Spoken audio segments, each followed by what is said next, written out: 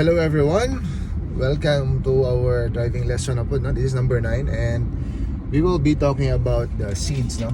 Kanya kaning ni ang sa seeds continuation gyapon ni siya sa book ni Harv Eker, The Secrets of the Millionaire Mind.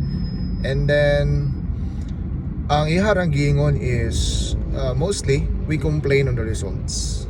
So arita sa results magsige og reklamo without even realizing nga kanang results nga ato nakita karon, no, are just accumulation of our decisions in the past, no? It happened over time. So for example, if kanang na ang we get sick, so if we get sick, it did not happen overnight. Sometimes accumulation na siya sa mga poor decisions nato. For example, sige na to hubog-hubog ako ni undang na jugoana, no, niya kana ang sige na to sige dugay matug, mao na ingon nila, no, sabi ni saya pa maningil gid ang lawas, because if we are abusive, well, it will really bear fruits, mamunga gid siya. So kana na ano mo na yung pasabot nga if the seeds ang seeds nga atong gitanom are those things nga abusive ta sa atong body, well, eventually mamunga gid pud na siya.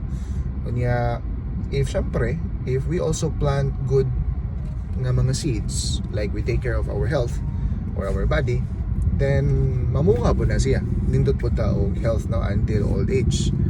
So kanana alang we have to understand nga kanang naang results nga ato nakita today are just accumulation sa atong mga decisions, and it started from a seed, no. So asa man ang seed gikan, it is coming from our mind kung atong i-relate into ourselves. So for example, why do some students are excelling in class? Well, actually they are planting good seeds also. Well, they prefer studying more than they prefer studying more than Dota, prefer studying more than Mobile Legends or watching YouTube nga mga nonsense, no.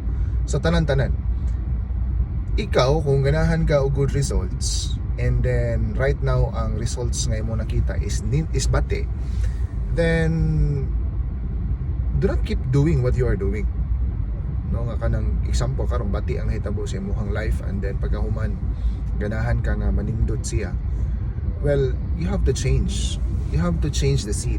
But pasabot, you have to change the way you think, and you have to change the things that you are always thinking. So mo na iyang point, no. Kay sometimes poisonous kay ta og mga huna-huna, eventually it will manifest as well.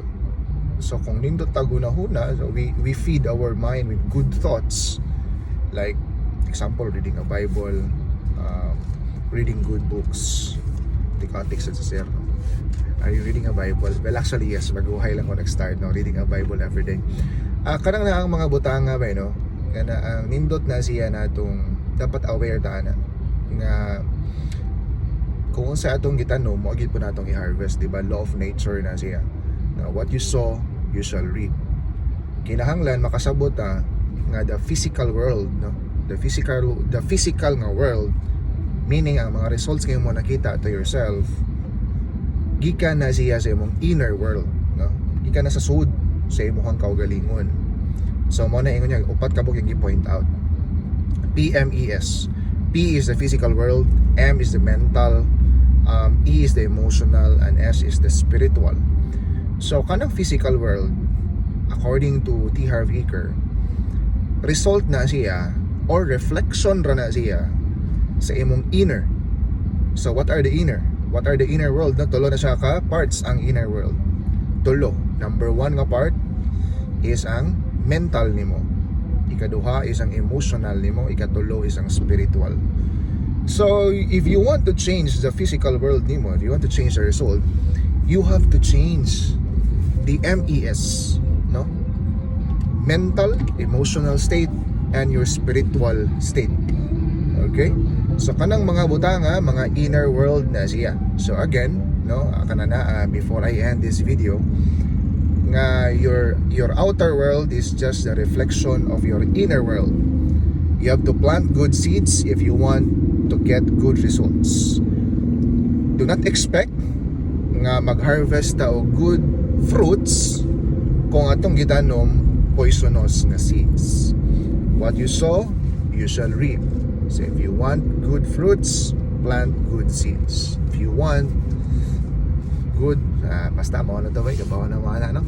So that's it everybody. Din na to taso na to ang storya, and then see you again next time. Goodbye.